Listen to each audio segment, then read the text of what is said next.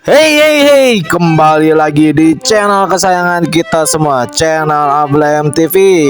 Channel yang akan memberitakan kabar timnas Indonesia terupdate. Ada kabar apa hari ini? Bila penasaran, saksikan dari awal sampai akhir. Langsung saja ke berita pertamanya, ada apa? Saksikan.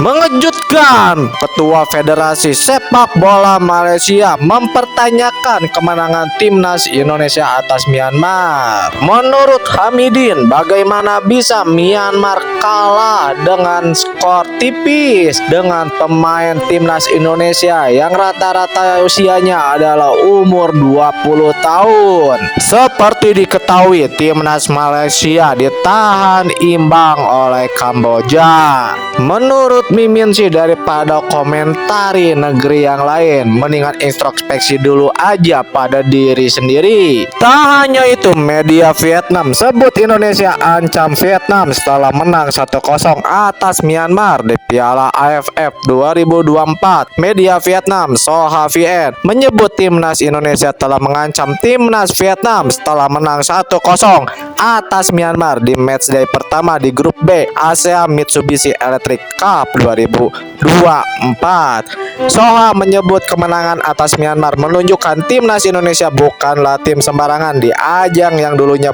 bernama Piala AFF ini. Sempat kesulitan timnas Indonesia mengirimkan ancaman ke Vietnam sebelum kedua tim bertemu, tulis Soha dalam judul artikel yang mereka buat. Meski sempat kesulitan, timnas Indonesia menunjukkan kualitas mereka sebagai tim unggulan sehingga meraih kemenangan penting sebelum menghadapi Vietnam. Timnas Indonesia menunjukkan mereka akan menjadi rival utama timnas Vietnam dalam memperebutkan tiket semifinal Piala AFF 2024 sebagai juara grup, lanjut Soha. Tak hanya itu, bule asing pun juga ikut berkomentar atas kemenangan timnas Indonesia versus Myanmar. Kaká and Ronaldo on the same Indonesian team. This is incredible.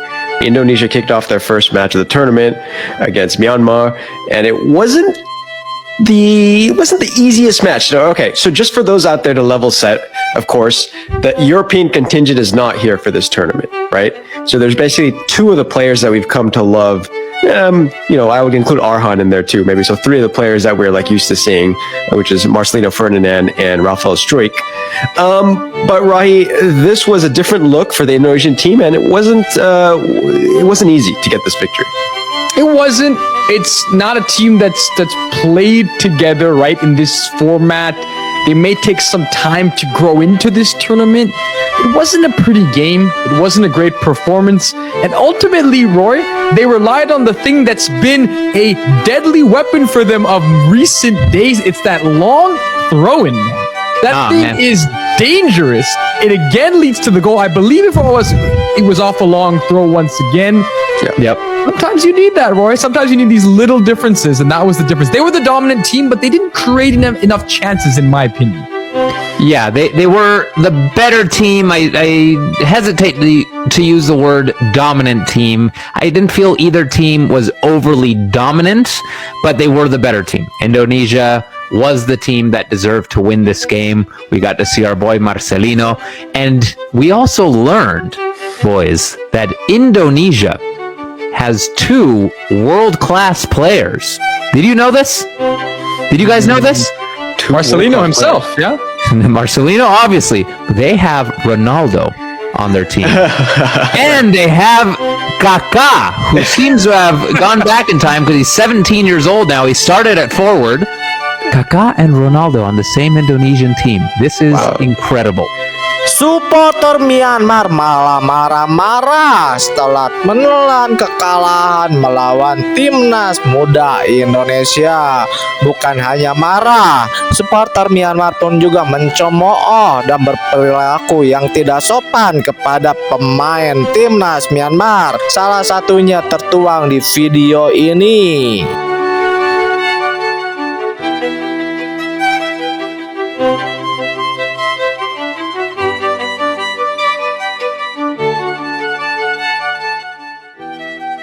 Menurut salah satu akun supporter Myanmar yang menuliskan bahwa Timnas Myanmar sangat memalukan. Harusnya Myanmar menang melawan Timnas Indonesia, mengingat Timnas Indonesia menurunkan skuad muda sekali.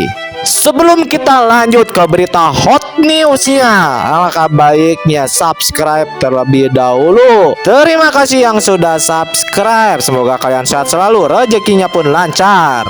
Breaking news, skuad Garuda tiba di Bandara Adi Sumarmo pukul 18.50 WIB.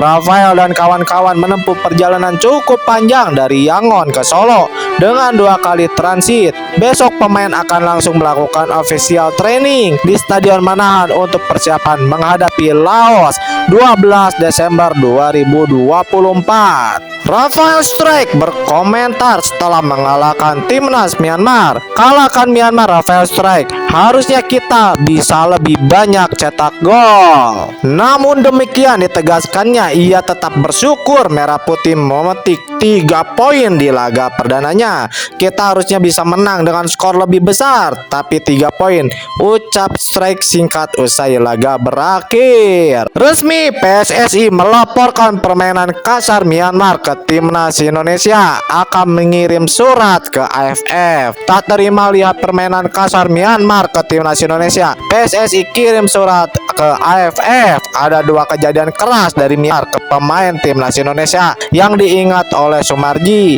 Pertama, pelanggaran keras kepada Arhan Fikri dan Marcelino Ferdinand. Untung saja kedua pemain itu tidak mengalami cedera parah. PSSI buat laporan ke AFF terkait permainannya yang kasar, kata Sumarji saat dihubungi bolasport.com. Sumarji belum tahu kapan surat itu dikirim AFF, kata Sumarji. PSSI akan segera secepatnya membuat laporan tersebut. Nanti dari PSSI akan segera kirim, kata Sumarji.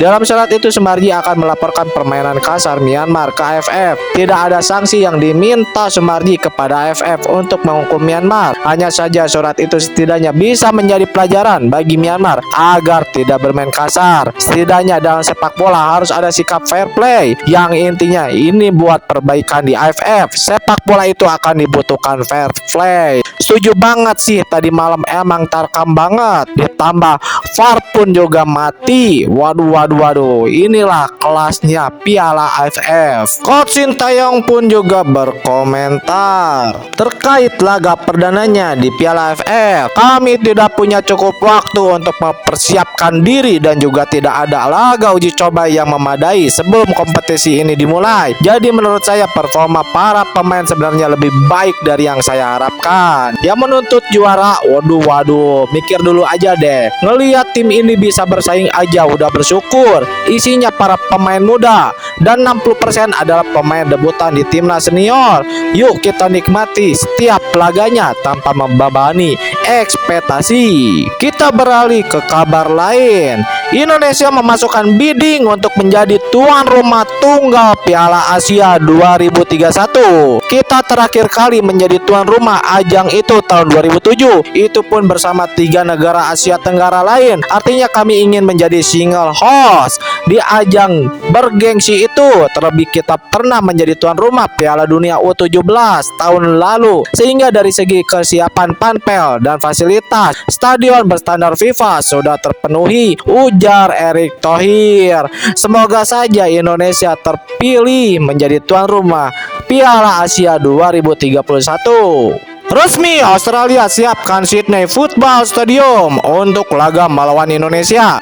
Stadion sepak bola Sydney resmi akan jadi venue pertandingan saat timnas Indonesia bertanding ke Australia dalam laga lanjutan babak ketiga kualifikasi Piala Dunia 2026. Waduh, ini kemegahannya udah nggak usah ditanyain lagi. Sangat keren, udah nggak sabar lagi nih. Mimin pengen lihat Indonesia versus Australia. Walaupun waktunya sangat jauh di bulan Maret 2025. Breaking news, Justin Hubner akhirnya masuk starting line up lagi di Wolves U21 melawan Valencia U21, yang dimana Hubner bermain full 90 menit sebagai bek kiri. Tetapi Wolves harus harus kalah melawan Valencia. Dan dengan hasil ini klub Justin Hubner tersebut berada di posisi 7 klasemen sementara di Premier League International Cup U21.